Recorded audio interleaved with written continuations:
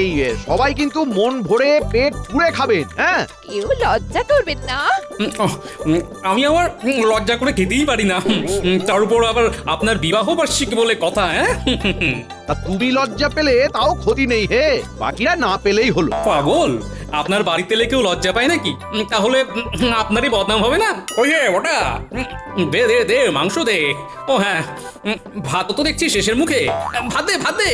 ভাত শেষ, মাংস শেষ, শুধু গোটা কত লুচি আর একটু ছানার কোপ্তা পড়ে আছে। ব্যাস, আমিও শেষ, এখনো এত লোক বাকি। আরে, খাবার শেষ হলে কি করে হবে? পেটটা তো ভরাবো নাকি? হ্যাঁ, এই গোপাল, হয়েছে হয়েছে, আর খেও না, এবারে ওঠো। বেশ, খাবার শেষ যখন আর কি, উঠেই পড়ি। হাত পেটা খেয়ে পেট মন কিছুই ভরে না। আমি যে মন্ত্রীর বাড়িতে খাবো বলে 1 সপ্তাহ উপোস করেছিলাম।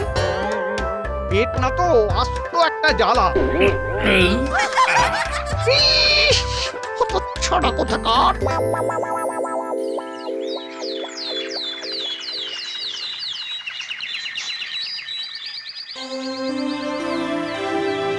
ও গিন্নি, গিন্নি, বলি পেটের ব্যথাটা তো কমলোই না।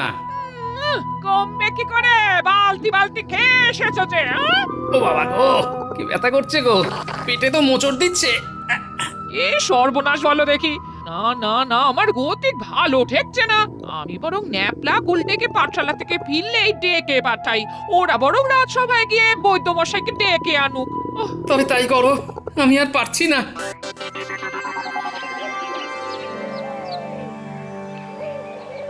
সভা শেষ হতে চললো, গোপাল তো এখনো এলো না। আসবে কি? কালকে আমার বাড়িতে ওই রকম হাগরের মতো খেয়ে তো জয়ঢাক হয়ে ফিরেছে। দেখুন দেখুন শরীর ঠিক আছে কিনা।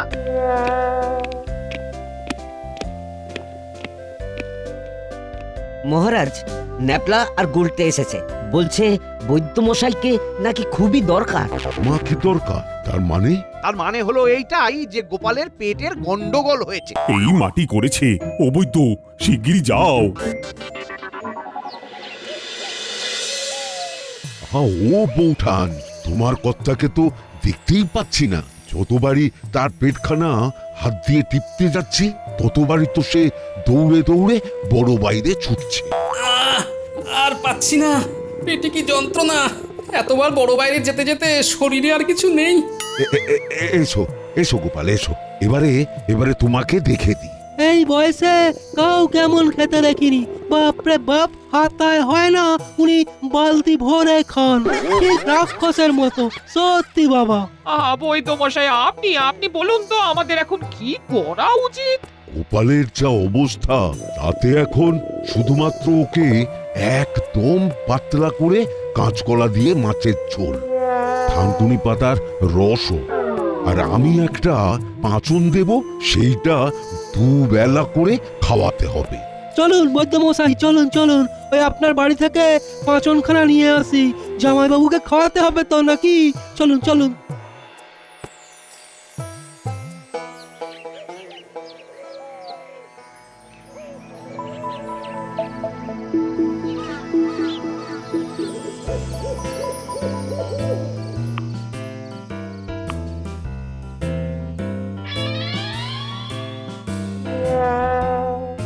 এ কি মা, এইটুকু ভাত, এতে কি আমার পেট ভরবে নাকি?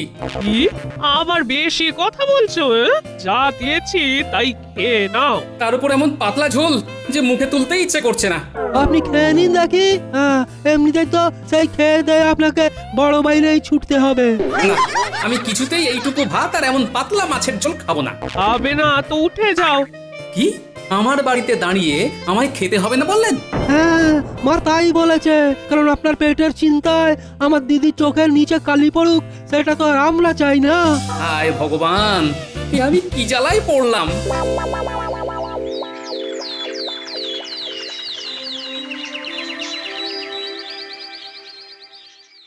তা বৈদ্য, কি বুঝছো?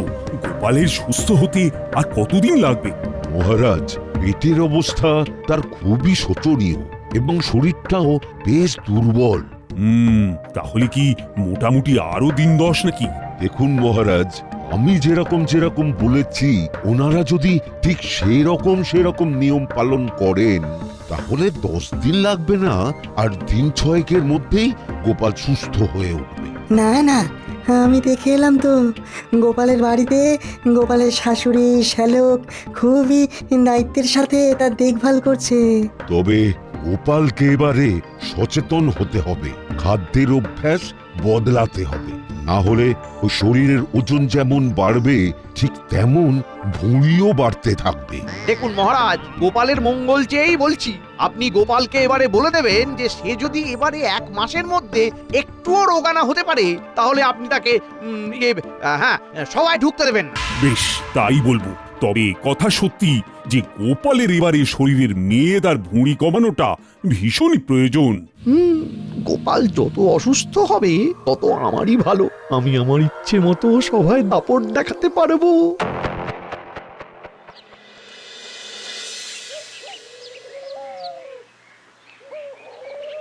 শুনলাম গোপালের পেটের অবস্থা নাকি খুবই খারাপ। তাতে কি? বলছি এই সুযোগটাকে কি কাজে লাগাতে পারি না? কিভাবে? উত্তর দিকের পরপর 4খানা ফলের বাগান পরিষ্কার এবং দক্ষিণে পুকুর খননের নামে মহারাজের থেকে বেশ ভালো পরিমাণে মোহর হাঁকিয়ে নিলে কেমন হয়? গতবার এই পরিকল্পনাটা করতে গিয়েও সফল হয়নি, কারণ ভাঁটটা বাধা দিয়েছিল তাই। ভালো বুদ্ধি দিয়েছিস তো। তাহলে সবার আগে আমায় বৈদ্যমশাই আর শ্যালককে হাতে আনতে হবে। এই কদিনের ভিতরে গোপাল যাতে কোনোভাবেই সুস্থ না হয় সেটা বলে দিতে হবে। শিগগির যান, শিগগির যান।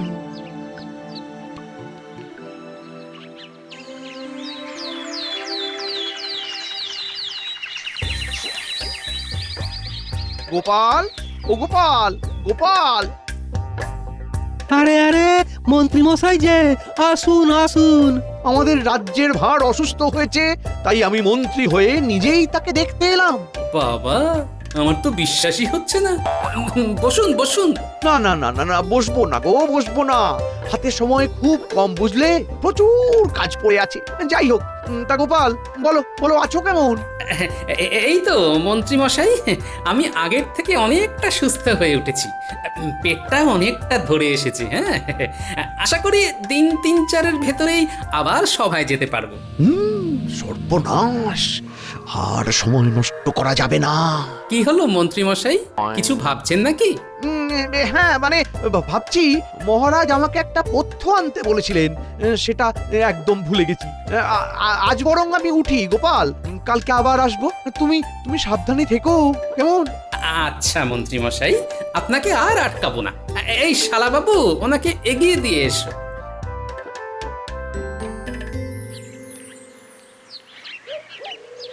মন্ত্রী মশাই, তাহলে সাবধানে যাবেন। শোনো, এসব ছাড়ো, তোমায় একটা কাজ সাবধানে করতে হবে। গোপালকে আরো কয়েকটা দিন কুপোকাত করে রাখতে হবে।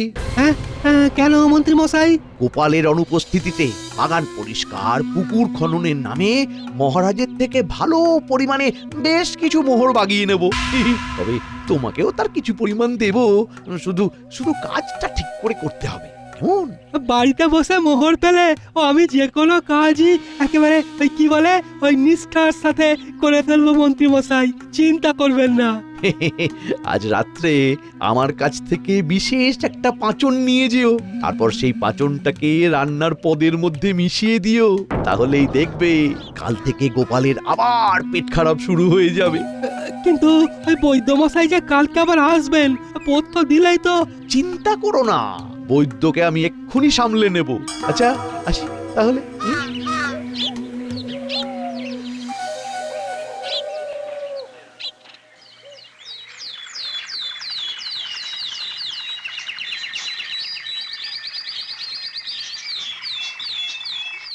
ওরে বাবা রে, গিন্নি, ও গিন্নি, আবার পেটটা ব্যথা হচ্ছে গো। সে কি বলি, আবার পেট কামড়াচ্ছে? সকাল থেকে এই 8 বার মতো গেলে তো বড় বাইরে। ওহ, হ্যাঁ গেলাম তো, পেলে কি করব বলো তো। কিন্তু গতকাল রাত্রি পর্যন্ত তো ঠিকই ছিলাম, আজ সকাল থেকে আবার পেটে গন্ডগোল শুরু হলো। ই থেকে আবার কি হলো বলো দেখি? রাত্রিবেলা সেই যে আলু ভাজা খেয়েছিলে, তাই কি? হ্যাঁ, ওই মাত্র 4 টুকরো আলু ভাজা খেয়ে, ওরে বাবা, পেয়ে গেল আবার। যাই যাই যাই।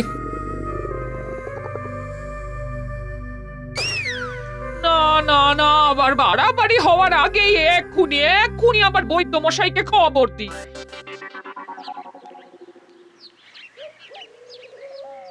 এই যে বৈদ্যমশাই, সব মনে আছে তো? গোপালকে কিন্তু কিছুতেই কদিনের মধ্যে সুস্থ হতে দেওয়া যাবে না। ভাববেন না, শুধু সময় মতো আমার বাড়িতে মোহরটা পৌঁছে গেলেই হলো। তা কি দিয়ে গোপালকে আরো অসুস্থ করবে শুনি? পাঁচন নাকি? সে আমি ভেবে নিয়েছি। আমার সাথে আপনি চলুন, তাহলেই দেখতে পাবেন কি উপায়ে গোপালকে প্যাঁচে ফেলি। বেশ, তাহলে আমিও যাই।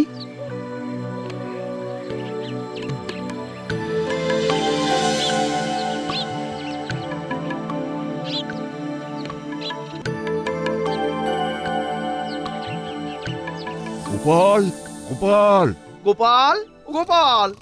ও বৈদ্যমশাই, মন্ত্রীমশাই, আসুন আসুন আসুন। কি ব্যাপার? গোপালের কি আবার শরীর খারাপ হলো? নিয়ম মানেনি নাকি? আসলে এতবার এই বড় বাইরেতে যেতে হচ্ছে, মানুষটা ক্লান্ত হয়ে ঘুমিয়ে পড়েছে। হ্যাঁ,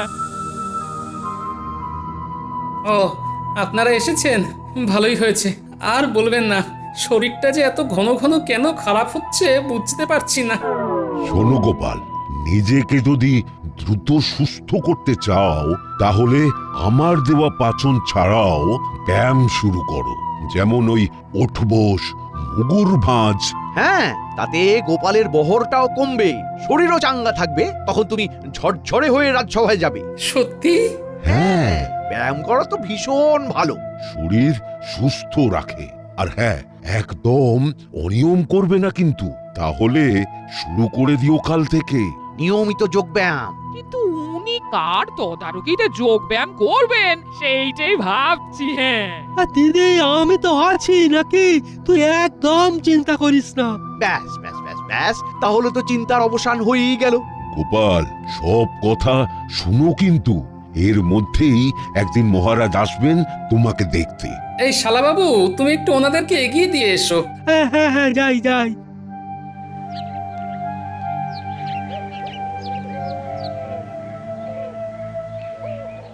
বৈদ্যমশাই, আপনি তো ওই বলে দিলেন যোগ ব্যায়াম করতে, কিন্তু ওই জামাই বাবুকে ব্যায়াম করানোটা কি কঠিন বলুন তো?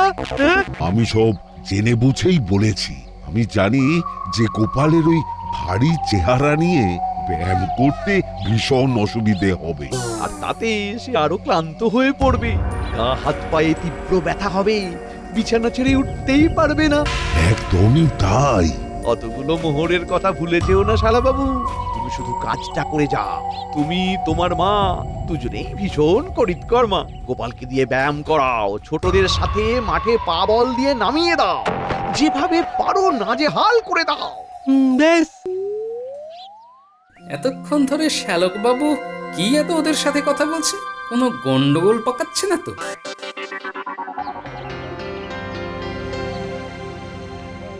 তা মন্ত্রী, ওই তো গোপালের কেমন হাল দেখলে? আর আপনি একদম ভাববেন না মহারাজ। কেন?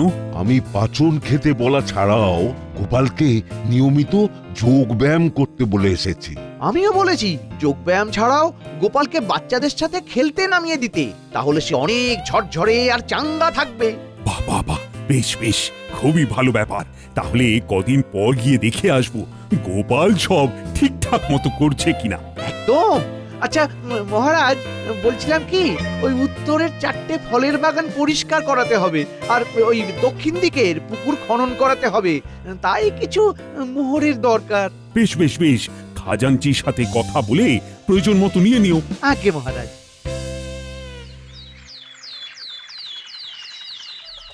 মা, তুমি শুধু দেখো আর জামাই বাবুকে কি করি। খুব ভালো করে খাটাবি। হ্যাঁ মা, একদিন আমি একদিন তুমি মিলে ওই জামাই বাবুর জীবন একেবারে দুঃখে ভরিয়ে দেব। সে আর বলতে। ও শ্যালক বাবু, তুমি একদম প্রস্তুত? মাও আছেন দেখছি। হ্যাঁ, তুমি এবার চলে এসো তো বাবা জীবন, মেলা দেরি করে লাভ নেই। হ্যাঁ, চলুন জামাই বাবু, চলুন চলুন। প্রথমে ওই উঠবস দিয়ে শুরু হবে। নিন, 1, 2, 3, 4, 5, 47, 48, 49, 50। ওরে বাবা, ওরে বাবা, আর পাচ্ছি না। গিন্নি, বাঁচাও আমায়। কি এইটুকুতে ক্লান্ত হলে হবে? হ্যাঁ, অন্তত আরো 50 বার করতে হবে, তবে না? হ্যাঁ, আরো 50? গতিক সুবিধের নয়, আমাকে ইচ্ছে করে খাটাচ্ছে। দেখাচ্ছি মজা। চলো চলো চলো, শুরু করো শুরু করো। নিন নিন, শুরু করুন এবার মুগুর ভাজা। হ্যাঁ, এত বড় মাঠ, নিন নিন, শুরু করে দিন। গোপাল একদম ভাবতেই পারবে না এত সকালে যে আমি ওর বাড়ি যাচ্ছি, পুরো চমকে যাবে। নাও শুরু করো। ওই তো গোপাল, গোপালের শাশুড়ি শ্যালক, গোপাল ওই যে মাঠের মধ্যে মুগুর ভাজছে। চলো চলো, মাঠেই যাই তাহলে। মা, মাগো, মুগুরটা আমার দিকেই আসছে, আমার মাথাতেই। ওরে বাবা রে, ওরে বাবা, পাছা পাছা আমার, ওঠ ওঠ বাবা। ভাগ্যিস কাছে যায়নি, গায়ে কি জোর রে বাবা। বাবা, গোপাল তুমি দুর্বল শরীরেও এত জোরে ছুঁতে পারলে? হ্যাঁ, চেষ্টা করলাম আর কি। চলুন চলুন, আমার বাড়ি চলুন। মুগুরের ঘায়ে শ্যালকের তো যায় অবস্থা। তাহলে তোমায় কালকে থেকে শারীরিক কসরত করাবে কে? আমি করাবো। আমি আছি কি করতে? কালকেই মাঠে নামাবো, গোপালকে খেলতে হবে। হ্যাঁ, একদম কষে খেলান গোপালকে, কষে। দেখাচ্ছি মজা।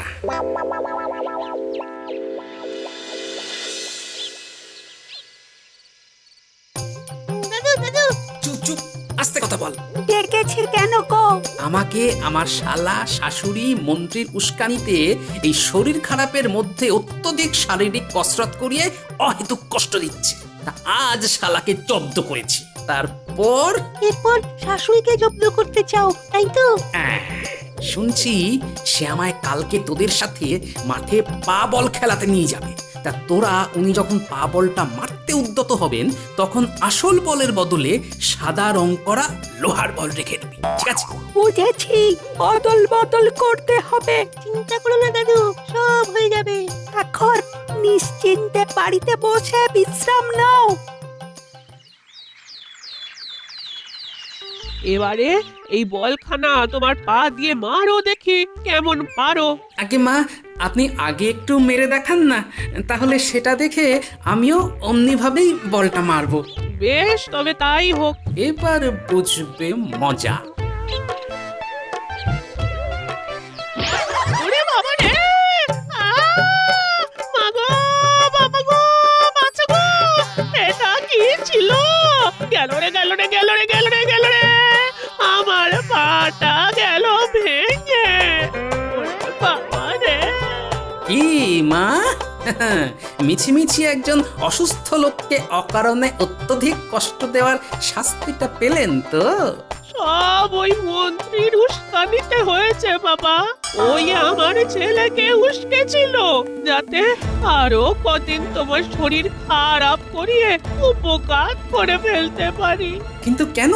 তোমার অনুপস্থিতিতে মহারাজের কাছ থেকে নানান ছলে বলে বেশ ভালো পরিমাণ মোহর হাঁকাবে বলে মন্ত্রীর সাথে বৈদ্যও ছিল। তার পাঁচন খেয়েই তোমার দ্বিতীয়বার পেট খারাপ হয়। এই মন্ত্রী আমাদেরও কিছু মোহর দিয়েছিল। হ্যাঁ, বুঝলাম, কালকেই রাজসভায় যেতে হবে।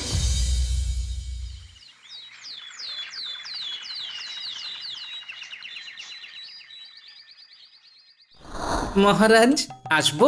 একই গোপাল, তুমি? ভূত দেখছেন নাকি? না মানে, তুমি কি করে এখন এই অল্প কদিনে? আপনি ভেবেছিলেন আরো কদিন আমায় বিছানায় ফেলে রাখবেন, তাই তো? কিন্তু সবই ওপরওয়ালার ইচ্ছা। তিনি চাননি বলেই আমি আপনাদের সকলের বদমাইশিটা ধরে ফেলে আজ আবার সভায় এসেছি। কি ব্যাপার গোপাল?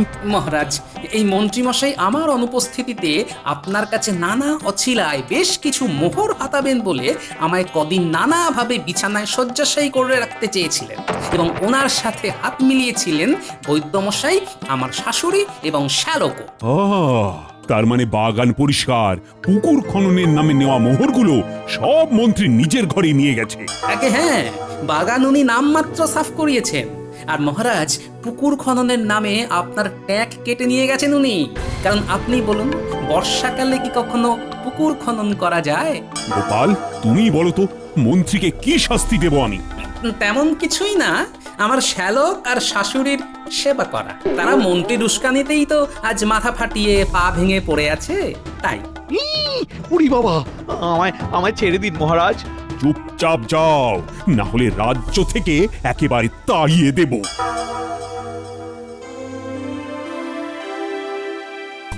এই কত ছাড়া আমার পান সেচে দে। সারাদিন কি আমার এরকম পান সেজে গা হাত পা টিপেই কেটে যাবে? আমি কি বাড়ি যাব না? না না, বাড়ি যেতে হবে না, এখন সেবা করো তো দেখি। এই কি কপাল, কি কপাল! শাস্তি পাওয়ালো আমায় সেই হতচ্ছাড়া গোপাল।